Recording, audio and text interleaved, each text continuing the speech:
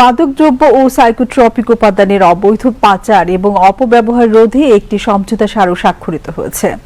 আজ রাজধানীতে স্বরাষ্ট্রমন্ত্রী সালাউদ্দিন আহমদ এবং পাকিস্তানের স্বরাষ্ট্রমন্ত্রী সৈয়দ মহসিন রাজা নাকভি নিজ নিজ দেশের পক্ষে এই চুক্তিতে স্বাক্ষর করেন। পরে স্বরাষ্ট্রমন্ত্রী সালাউদ্দিন আহমদ বলেন, সমঝোতা স্মারকে স্বাক্ষরের পাশাপাশি দুই দেশের সম্পর্ককে আরও কার্যকর করতে আলোচনা হয়েছে। বিস্তারিত সুরাইয়া মুন্নির রিপোর্টে। রাজধানীর স্থানীয় এক হোটেলে বাংলাদেশের স্বরাষ্ট্রমন্ত্রী সালাউদ্দিন আহমদের সঙ্গে দ্বিপাক্ষিক বৈঠকে বসেন পাকিস্তানের স্বরাষ্ট্রমন্ত্রী মহসিন রেজা নাকভি। বাংলাদেশ জাতীয় সংসদ নির্বাচনের পর পাকিস্তানের কোনো মন্ত্রীর এটি প্রথম ঢাকা সফর। 2 দিনের এই সফরে তার সঙ্গে রয়েছেন 12 সদস্যের প্রতিনিধি দল।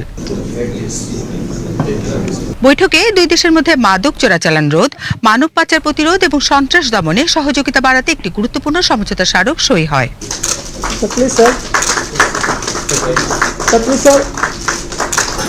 বৈঠক শেষে দুই দেশের মধ্যে বন্ধুত্বপূর্ণ সম্পর্ক আছে, যা আরও বৃদ্ধি পাবে বলে জানান স্বরাষ্ট্রমন্ত্রী সালাউদ্দিন আহমদ। উভয় দেশের স্বরাষ্ট্রমন্ত্রী পর্যায়ে সই করেছে। এটা ড্রাগস অ্যান্ড নার্কোটিক্স এবং এটা illegal trafficking of drugs and narcotics and human এর উপরে একটা MOU স্বাক্ষরিত হয়েছে।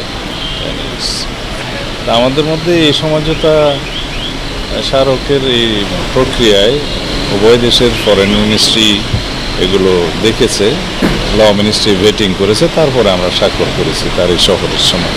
না, এটা তো স্বরাষ্ট্র মন্ত্রণালয় বিষয়ক স্মারক এবং প্রাসঙ্গিকভাবে উভয় দেশের সম্পর্কের বিষয়ে কথা হয়েছে। বাইলেটারাল বাণিজ্যিক এবং আমাদের ডিপ্লোম্যাটিক যে রিলেশনশিপ, এগুলো তো সাধারণভাবে আলোচনা হয়।